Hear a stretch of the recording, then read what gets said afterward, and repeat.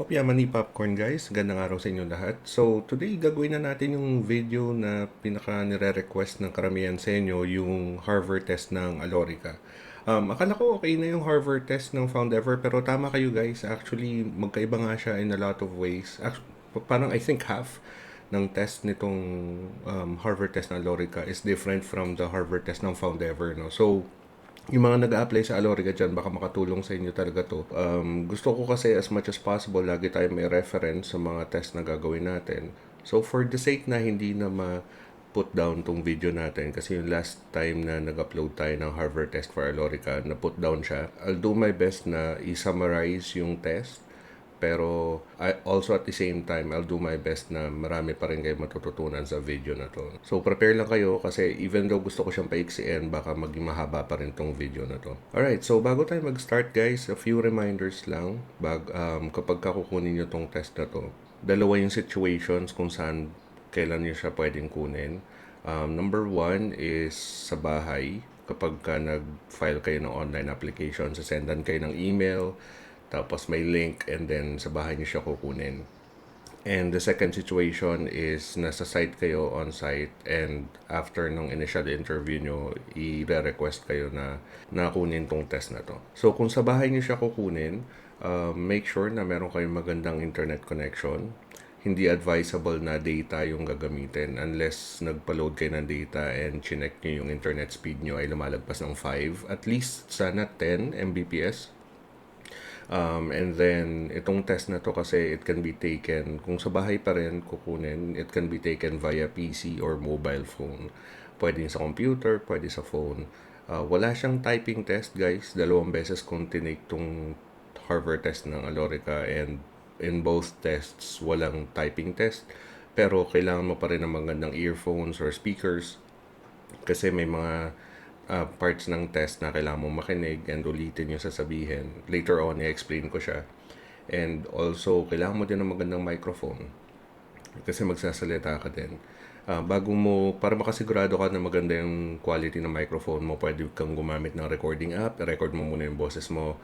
Try to check kung satisfied ka sa quality ng microphone mo. Kung hindi, try to use a different microphone or borrow one from someone that you know.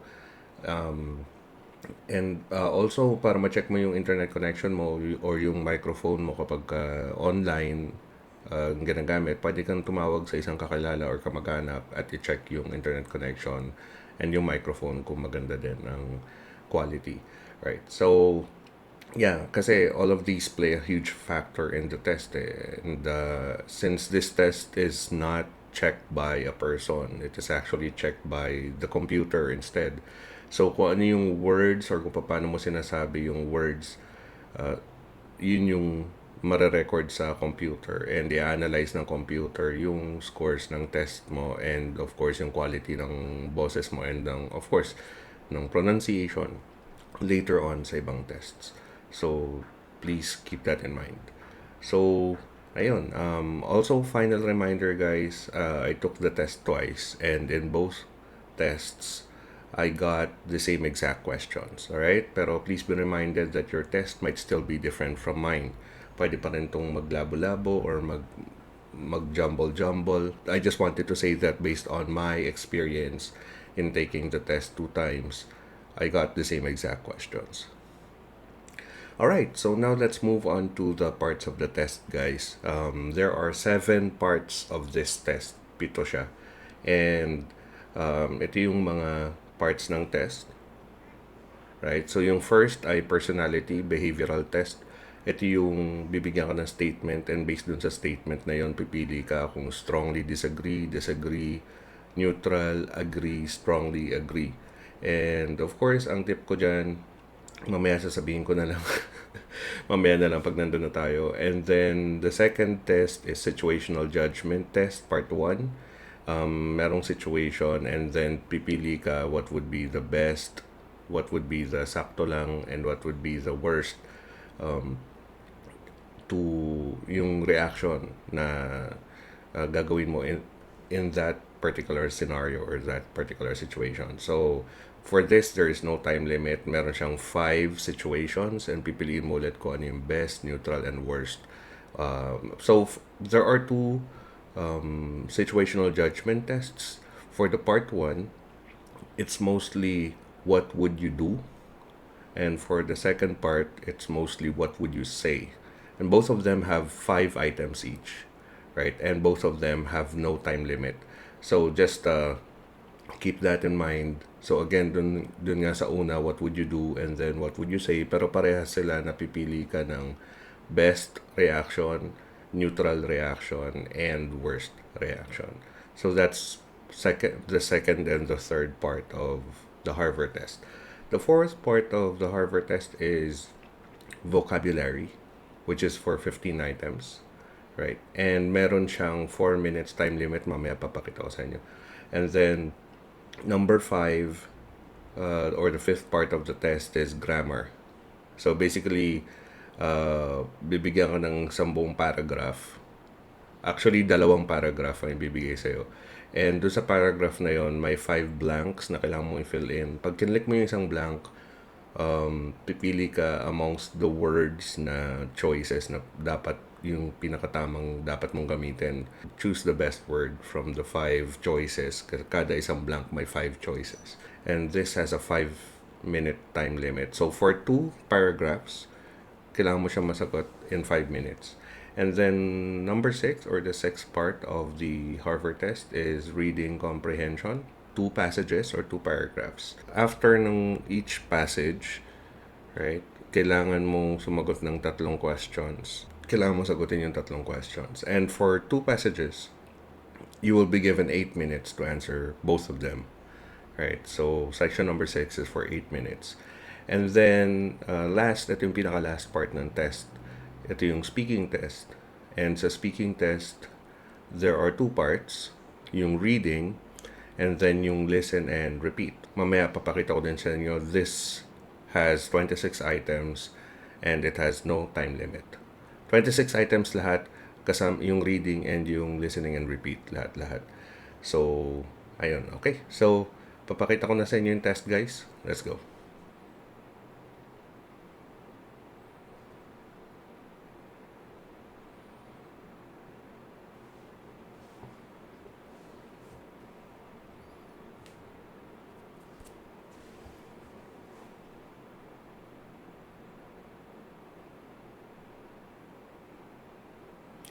So, pag nakita nyo to, guys, ito na yung start ng behavioral personality test.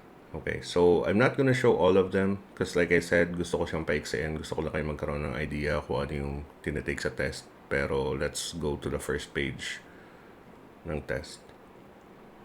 Ayan.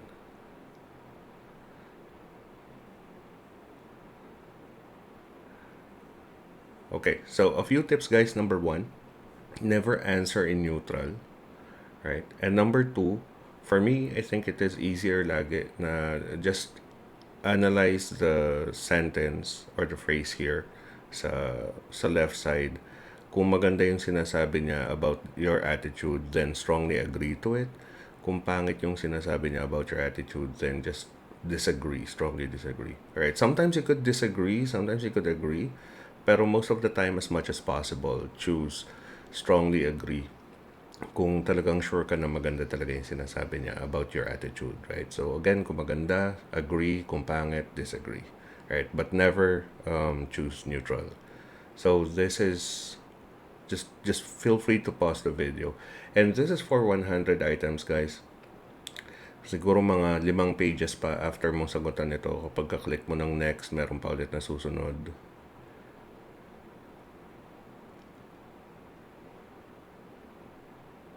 And the next page. Alright. Okay, so again, that's the first part. Personality behavioral test, that's for 100 items. Again, no time limit, as you can see. Alright, let's move on. A customer called in to report his internet not working. Upon checking the account, the customer was able to use up all the data allocation. The customer is disputing the internet usage and demands for a credit to be placed on the account. What should you do? Okay, guys, so for this particular part, we're now on the second part of the Harvard test, which is the situational judgment test. Again, this is for 5 items, no time limit. They have a video here. May video siya. Pwede mo siyang i-play. Pero also at the same time, mababasa mo yung sinasabi sa video dito sa baba ng video itself. So like, for example, this first question says, a customer called in to report his internet not working. Upon checking the account, the customer was able to use up all the data allocation. The customer is disputing the internet usage and demands for a credit to be placed on the account. Right? Credit means refund. Right? Balik mo yung pera. So, what would be the best and the worst response or worst thing to do? Mapapansin nyo na sometimes parang pare-parehas lang, parang lahat okay, di ba? Pero yun yung point ng test. So, piliin mo yung pinaka hindi okay and yung pinaka okay. So, that was how I answered this first question. And then this is the second question, guys.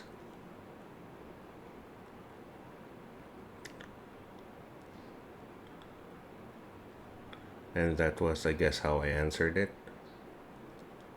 This is the third question.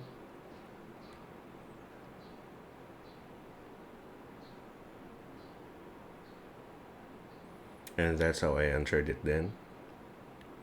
And the fourth one, feel free to pause the video anytime, guys, if you need to analyze the question and check.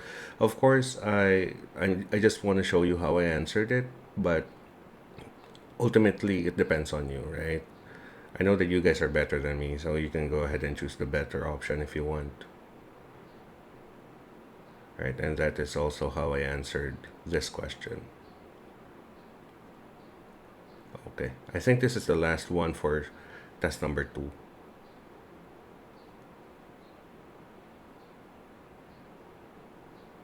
Okay, balik natin ng konti. Ayan. Alright, so with that, I was done with the second part of the test. The first, anong tawag dito sa test na to? Situational judgment test for 5 items. Now let's move on. Alright, it's more like yung kung ano ibig sabihin ng word na yun, right? Bibigyan ako ng phrase and then pipiliin mo kung ano dun sa words na yun ang nagmamatch dun sa phrase na yun. So parang ano ba yung definition ng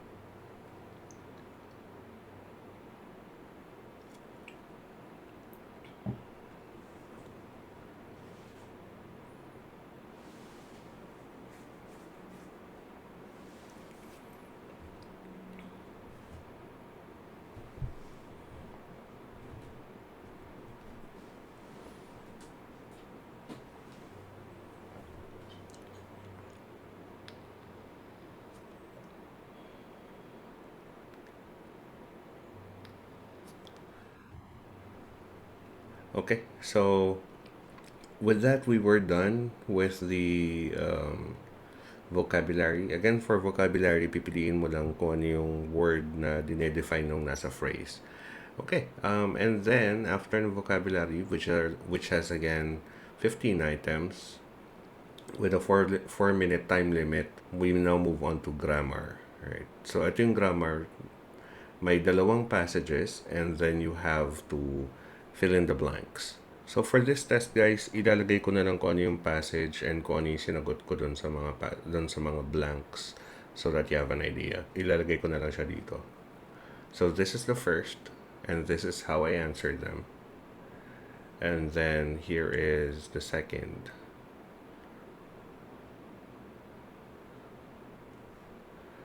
And this is how I answered them as well.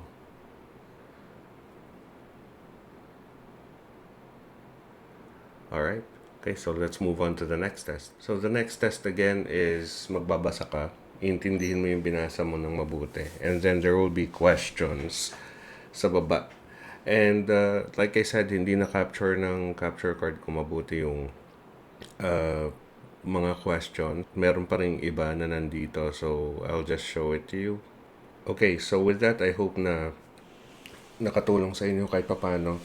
And again, sorry, wasn't able to capture it that much, but just read the passages carefully, understand them, para you will be able to choose the best answer dun sa mga questions. And again, there are 2 passages and 3 questions per passage. Yeah, and here we go. I think this is again the last part of the test, if I'm not mistaken, the spoken language assessment. Speaking, bale, reading muna and then listen and repeat. So, suggest na gamitin nyo tong opportunity na to para i-test ng mabuti yung microphone nyo kung gumagana siya sa test. Bibigyan ka ng practice step wherein you will have to read this sentence. Right? Okay, let's go back. Alright, let's play this. Alright, so napansin nyo guys, when you click on the microphone icon, you will see a countdown, like 3, 2, 1. And make sure na magsasalita lang kayo after ng 1. Right? And once na done na kayo magsalita, click nyo lang yung stop icon para ma-record yung boses nyo. Okay. Thank you for calling. We're glad to assist you. Alright. Also guys, something tinay ko lang tong test na to kasi this was my recording the second time around. Tinay ko tong test na to kasi I just wanted to see kung magkaiba ba yung magiging questions on both times na tinay ko yung test. Pero mapapansin nyo na I didn't have energy nung binabasa ko to, and kapag gagawin nyo siya on your own, make sure na talagang babasahin nyo siya na mabuti.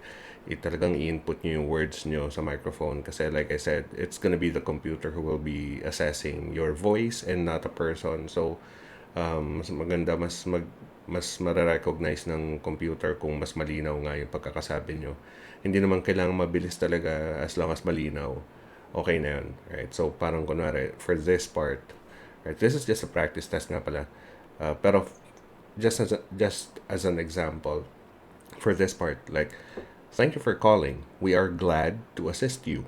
Kailangan malinaw talaga yung pagkakasabi nyo. And try to open your mouth more kasi mas lalabas yung tunog kapag ka ganun. Right, so let's see.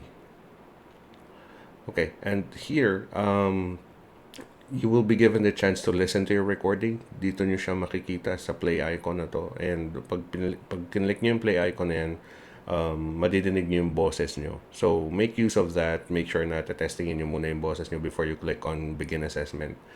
Para madinig nyo yung quality ng microphone or ng internet or ng boses nyo. Alright. You also have the option to repeat practice. In this example, I did not repeat the practice kasi I was already happy with the recording. So, I just moved on and clicked on begin assessment. Pero you can repeat numerous times if you want. You could plug in and unplug your microphone or use a different device if necessary.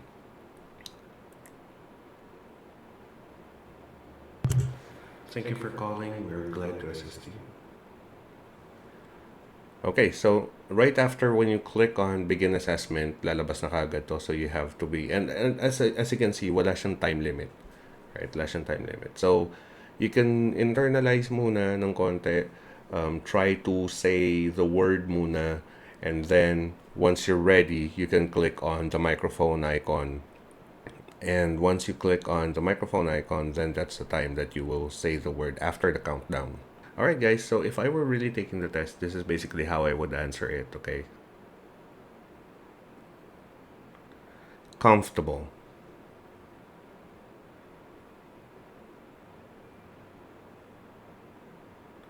Three.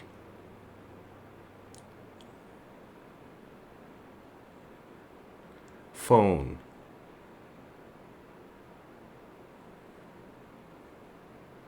thousand,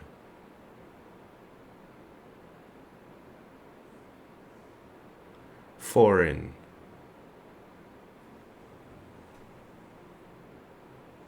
subscriber,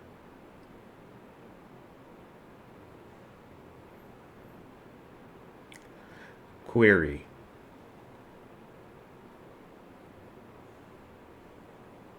purchase,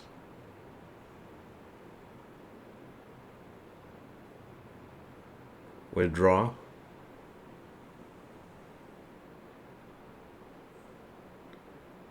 repeat,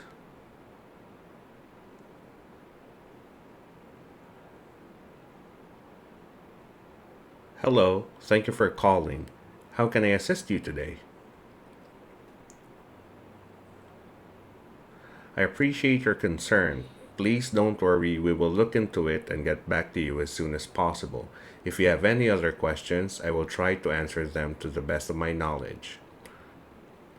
Okay guys, sorry about that. I did not wait for the countdown. I'm just basically saying this. Tapos na to eh. This is just a recording. Pero just you have to wait for the countdown to finish first before you record your voice. Okay, before you start speaking, basically.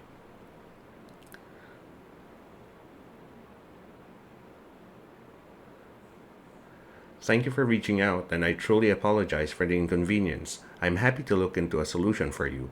First, I would like to ask you to go through a few troubleshooting steps to help me better understand the situation. Could you go into the account settings in the bottom left corner and go to payment methods? Alright, so yeah, that's basically how I would answer that. And sorry for the next parts kasi yun nga, I was just taking this para lang ma-check ko kung for the second time around. No? So I did not do my best in this test. Pero just remember my reminders. Make sure that you feed your words to the computer. Make your voice loud and clear, especially in this particular part of the test. All right. So here's the rest of the questions. 14 days after service activation, you may terminate your agreement for any reason and not be required to pay any activation fee.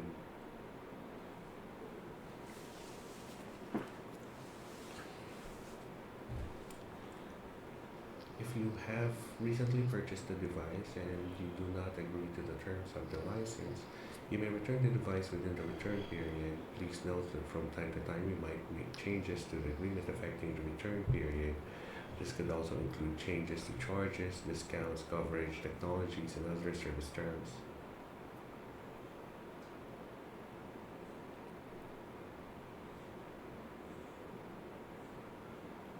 I'm having issues helping a customer complete an urgent payment over the phone. I'm trying to figure out a way to help them, and I was hoping I could get some manager support in the process. I'm not sure I'm thinking about this the right way. If we do the transaction over the phone or online, we will have to go through a verification process, right?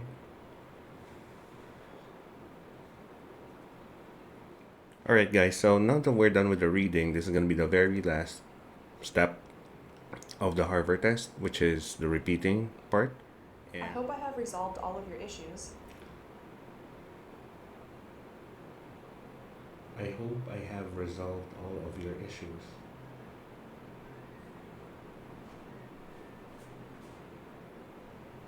My whole system crashed. My whole system crashed.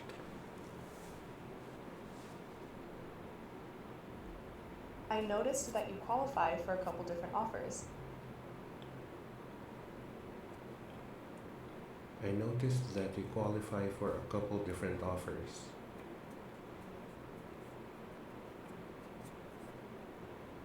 Can I confirm that you will order this service? Can I confirm that you will order the service?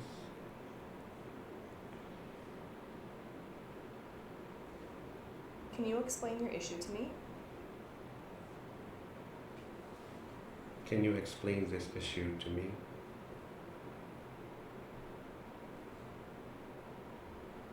Can I please speak with the account holder? Can I please speak with the account holder?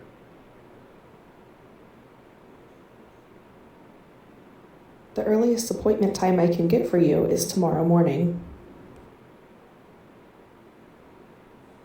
The earliest appointment time I can give for you is tomorrow morning.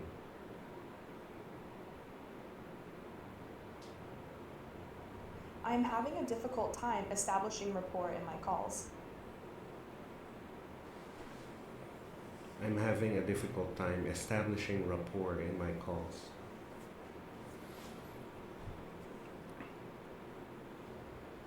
I think this is the best item for you to purchase. I think that this is the best item for you to purchase. I assure you that the information you provided will be kept confidential. I assure you that the information you provided will be kept confidential. Alright guys, so when you see this video, that means that the test is over basically. So if I would fast forward this to the end of the video, ito yung makikita nyo. Alright, let's test your computer. So parang i-check lang nila yung specs ng computer mo, and may download ka yata na something. Ayan, so i-check lang nila yung computer specs mo. You can do that if you want, basically. Pero knowing Alorica, they don't really offer any work from home jobs, so I don't know why they still need to do it. But yeah, ayun yun. So all in all, guys, as you can see, that is the Harvard test for Alorica. I would say in some ways, guys, it is similar to the Harvard test of Found Ever. Like half of them is similar. Pero madami din parts dito ang wala doon, tulad ng grammar tsaka reading comprehension. Para sa akin, mas maiksi ito. Pero yung sa Found Ever, mas madali. Mas mahirap to kaysa dun sa Harvard test ng Found Ever. Dahil nga dun sa parts ng grammar and reading comprehension. Pero once you analyze naman the passages, right, properly, and you choose the right answer, I think everything else will be smooth sailing from there. Para sa akin, madali lang din naman yung reading tsaka listen and repeat. Pero iba-iba naman tayo. May mga tao na mas okay sa reading, may mga tao na hindi masyado sa reading. So, there's really no easy or hard. But for me, just my personal opinion, mas mahirap to. Mas matagal lang yung Harvard test, pero mas mahirap to kaysa dun sa Harvard test ng Found Ever. Yan. Anyways guys, sana nakatulong sa inyo tong video na to. Kung nakatulong siya, paki-like na lang yung video. Malaking bagay yun sa amin. Isang click lang. Masasuggest din to sa mga ibang katulad nyo na gustong magtrabaho siguro sa Alorica and walang idea kung ano yung Harvard test. So, thank you very much for watching the video. And kung meron kayong request about any other videos na gusto nyong pagawa sa akin, just leave it in the comments down below. Alright guys, thank you so much. I'll see you in the next one. Take care.